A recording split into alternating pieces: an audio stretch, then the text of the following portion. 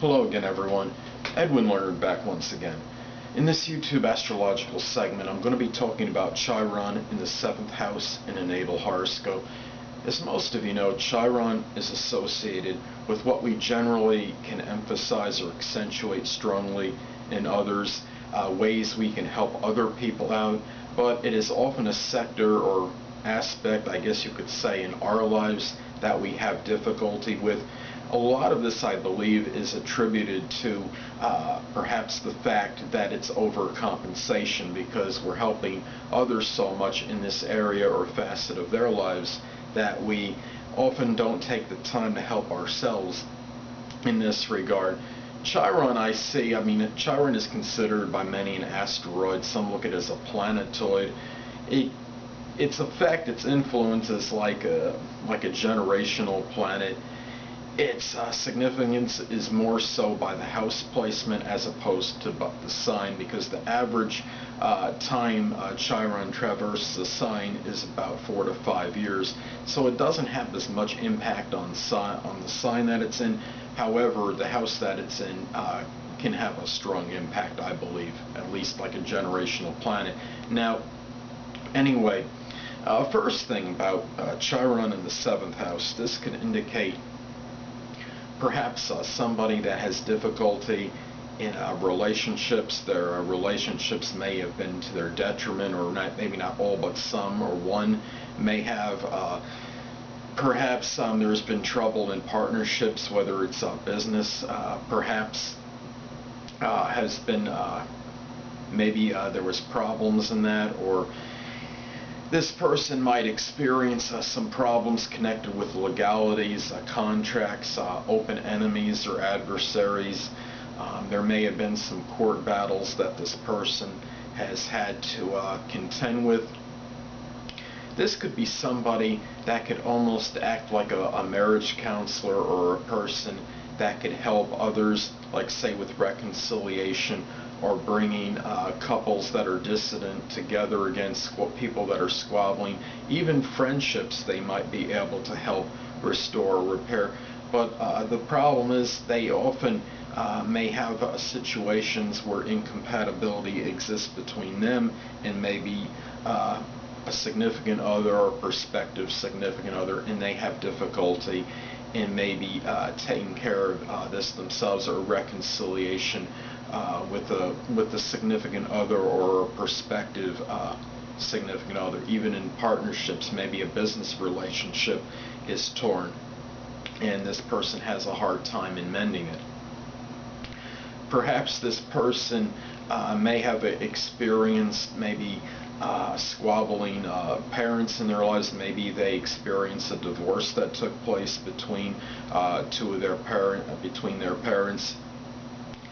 This person might feel like they can perhaps help others, like say their friends that have dealt with divorce from their parents maybe in their lives, but maybe they have difficulty in doing so for themselves. This could be a person that has had issues as far as perhaps contracts go, maybe in negotiation. Perhaps they didn't feel, maybe in some cases, if applicable, if involved in some negotiation, that for whatever reason it didn't really pan out for them. A lot of this is, or at least some of this, the sign will play a role. Now let's take, for example, let's say Sagittarius.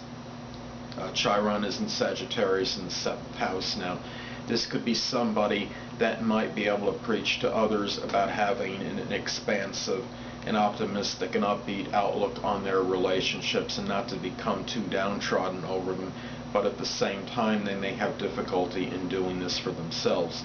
Now let's take Chiron in Aquarius in the 7th house. Now in this example, this could be a person that encourages others to show like that selfless or humanitarian outlook in their relationships, progressive outlook, but may have difficulty in perhaps doing this in terms for themselves.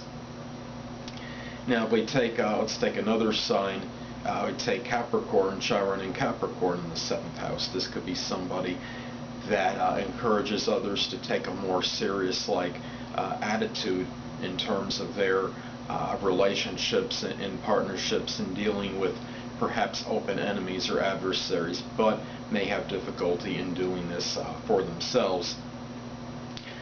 Well, with Chiron, what's always essential to remember is that this ability that you have to help others with, to encourage others in this element or aspect of their lives, just try to apply it to yourselves. Pretend that you're maybe these people that you're benefiting through your wisdom and knowledge in this area, and apply it to yourself. And if you can do that, then I mean you got a double whammy, but a good double whammy, because you were able to bring this ability to help others in terms of reconciliation with partners and prospective significant others or marriage partners or what have you. And you could do this for yourself, because if you have that ability for others, hey, you shouldn't have a problem applying this perhaps to your own life and just kind of disperse this ability evenly, because as I stated before, a lot of the problems can